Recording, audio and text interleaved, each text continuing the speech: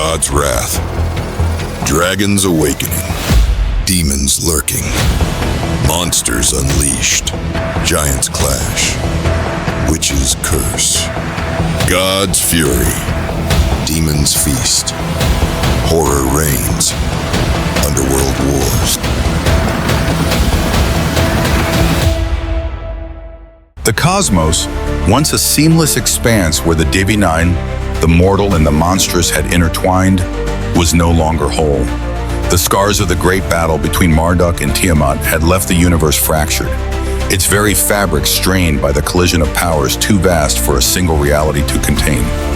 In the aftermath of the conflict, the divine realm had stood victorious but not unscathed, and Marduk, the supreme worm, had been left to contemplate the future of existence. The divine realm, though still a beacon of light and order, had borne the marks of the war that had ravaged it.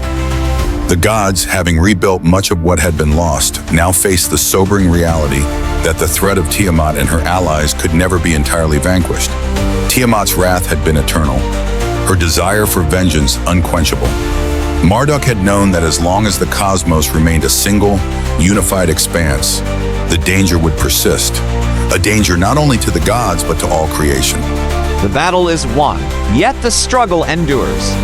Tiamat's presence lingers, her furious shadow upon creation. If balance is to be restored, the cosmos must be reforged. With solemn resolve, Marduk had summoned the full extent of his power. The cosmos had trembled as the supreme god reached deep into the very essence of creation, his will shaping the future of the universe. The power he wielded had been immense, a force that could bend reality itself, and with it, Marduk had begun the process of division, a great and terrible act that would forever separate the worlds. By my will, the realms shall be sundered. The age of a singular cosmos ends, and from its remnants, 3 worlds shall rise.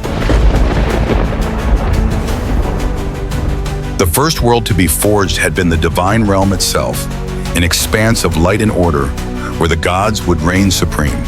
Here, Marduk's authority would be absolute, his rule unchallenged by the forces of chaos.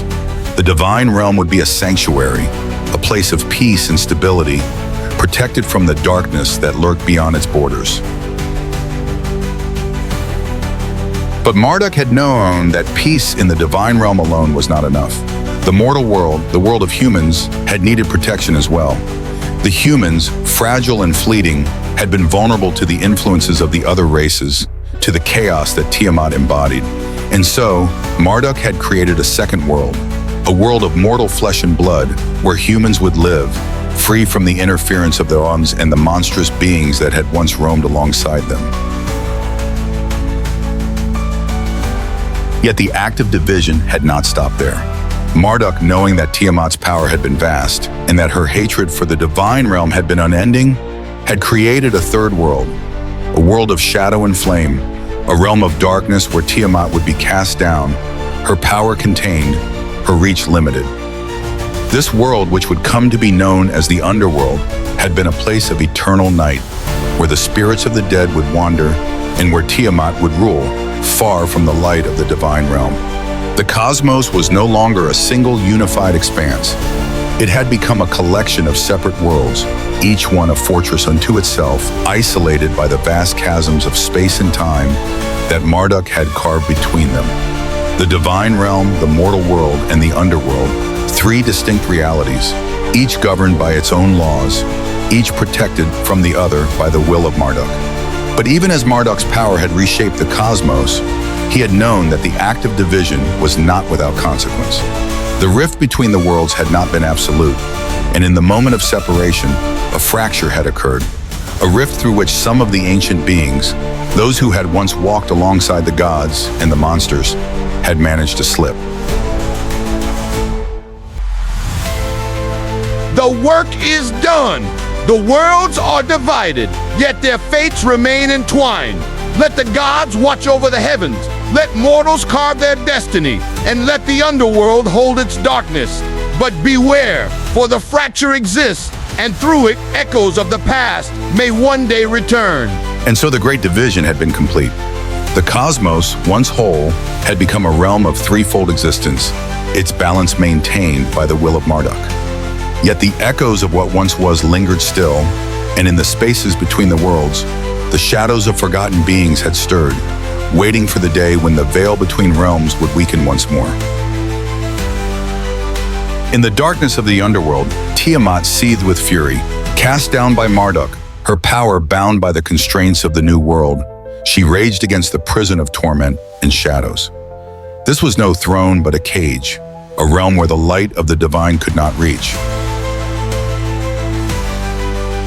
I will not be forgotten. I will not be caged like a beast while the heavens bask in their stolen light. Though her body was chained, her will was not. As Marduk's power divided the worlds, a fracture formed, a rift in the fabric of the cosmos. Tiamat felt it, reaching out with her dark will, grasping at the sliver of opportunity.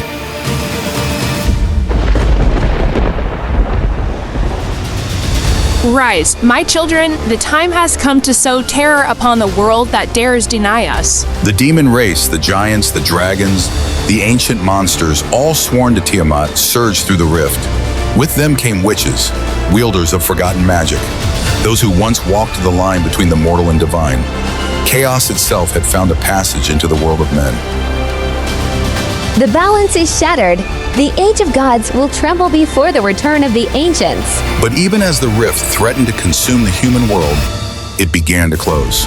Tiamat, drained from her effort, reached forth, but the breach was sealing. Her fury was bound once more, leaving her behind in the abyss. This is not the end.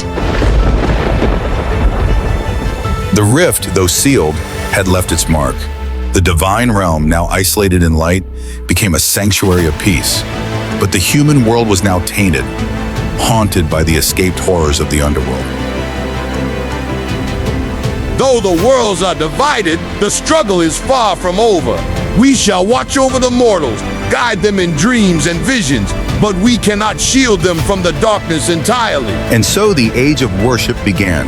The humans, sensing the turmoil in their world, turned to the heavens for aid, building temples, offering prayers, seeking solace in divine protection. But darkness too had found its place.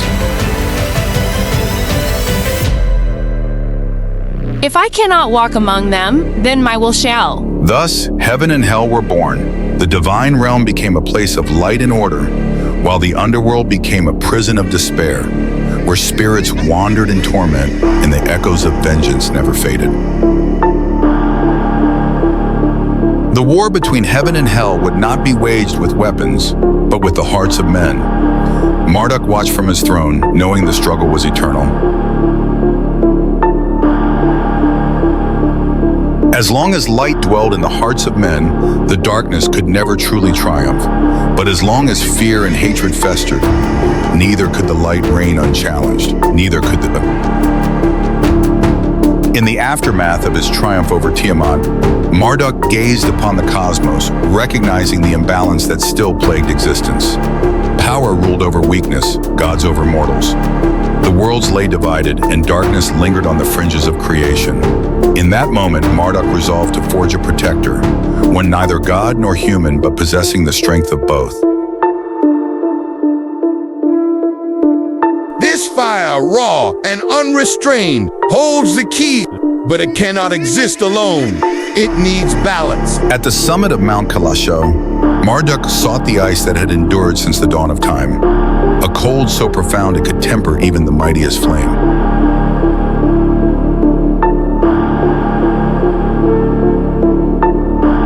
Two forces, opposite yet equal. Together, they shall forge something greater. Born from flame yet tempered by ice, Ira stood, neither god nor man. His presence commanded awe, his power restrained by Marduk's design. You are my son, Ira, neither god nor mortal, but a force to challenge the powerful and protect the weak. Forged of the same elements as Ira, the black iron horse was a creature of balance. Fire burned beneath its hooves, yet it could command the cold of eternity. This steed shall bear you through the cosmos, swift as the wind, unyielding as the storm. More than a weapon, the Blaze Frost celestial sword was a force of creation and destruction. It could unleash fire to incinerate worlds or ice to freeze time itself. This blade is your will made manifest. Wield it with wisdom, for its full power shall awaken only when you are ready. Thus, Ira was born, the dark flame given form, the balance between destruction and salvation. With the black iron horse as his steed and the Blaze Frost celestial sword as his weapon, his destiny awaited. Marduk had forged something unique, something that could stand against the forces of chaos. Ira was neither god nor man, but he was a protector, a guardian, a warrior destined to bring balance to the cosmos. You are my son, Ira, but you are also more than that. You are a protector of the weak, a guardian of balance. The cosmos is vast, and within its infinite expanse, forces stir that seek to unravel order. It is your duty to stand against them, to wield your strength for those who cannot defend themselves. Ira nodded, his eyes burning with a quiet resolve. He understood his purpose. He was not a god, but he bore the strength of one. He was not human, but he carried their spirit within him. With fire and ice, he would safeguard the weak, challenge the powerful, and uphold the fragile equilibrium of the universe. Though Ira wielded the ancient ice, Marduk knew the day would come when he would have to embrace the dark flame blaze. The flames were not gone, merely sealed away, waiting for their destined moment to be unleashed. There will come a time when the balance is threatened, when chaos rises anew. On that day, you must unlock the full power of the flames within you. But until that time comes, you must master the cold, for it tempers the fire and keeps it in check. Ira clenched his fists, feeling both the fire and ice within him. The frost kept the flames at bay, a force of discipline against unrestrained destruction. His path was clear. Balance must be his guiding force. And so Ira's journey began. With the black iron horse as his steed and the Blaze Frost celestial sword in his hand, he rode through the infinite expanse. He was a protector, a warrior of balance, a beacon of hope in a universe teetering on the brink of chaos. The flames are locked, the power contained. But when the time comes, Ira will be ready. And when that moment arrived, the cosmos itself would tremble before his power. Even the gods would bow.